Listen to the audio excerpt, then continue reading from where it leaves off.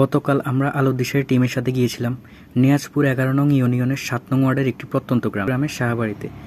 প্রথমে ধন্যবাদ জানাতে চাই আলোর দিশার টিমকে, যারা অত্যন্ত পরিশ্রম করে, যারা এই পরিস্থিতিতেও মানবেতর জীবনযাপন করে, এমন অসহায় মানুষদের ঠিকানা খুঁজে বের করে।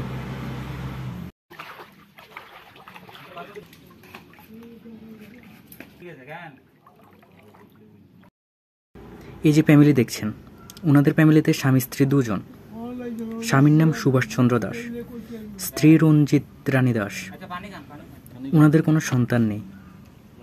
এই বয়সে যেখানে তাদের নিশ্চিন্তে অন্যের সেবা শুশ্রূষায় দিন অতিবাহিত করার কথা, সেখানে তারা অনিশ্চিত মানবেতর জীবনযাপন করছেন। ওনাদের যে একটি ঘর আছে, জরাজীর্ণ অবস্থা, একটি খাট আছে, কিন্তু খাটে কোনো তোষক নেই।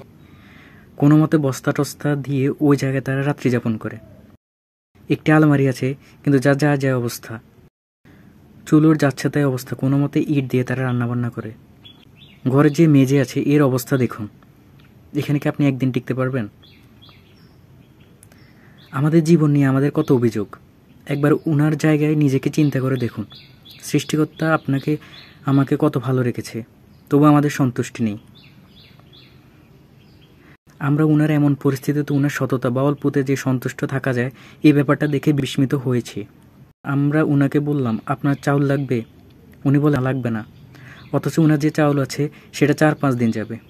চাইলে তিনি আরও চাউলের কথা বলতে পারত। এরপর জাবেদ উনাকে টাকা দিতে চাইলেও তা নিতেও তিনি অস্বীকার জানায়। পরে অনেক বলে কয়ে জাবেদ ওনার হাতে সে টাকাটা দেয়। এই বন্যা পরিস্থিতিতে কত ধনী গরিবকে দেখলাম ত্রাণ নিয়ে কোনো সন্তুষ্টি নেই, স্বীকার পর্যন্ত করতে রাজি না আমরা। যাই হোক, আলোর দিশার টিম সুভাষচন্দ্র দাসকে চেক আপের জন্য একজন ডাক্তার নিয়ে গিয়েছিল। ওনার শারীরিক অবস্থা দেখে উনার কিছু ওষুধ দেয়, আর ওনার শারীরিক অবস্থা এখন মোটামুটি ভালো। বাইরে হাঁটাচলা করতে পারলে আরো সুস্থ হয়ে যাবেন। এই মুহূর্তে ওনাদের ঘরটি মেরামত করে দেওয়া প্রয়োজন। আলোর দিশার টিম তাদের সর্বোচ্চ চেষ্টা করছে, কোনোভাবে যদি ম্যানেজ করে দেওয়া যায় ওনাদের একটি ঘর।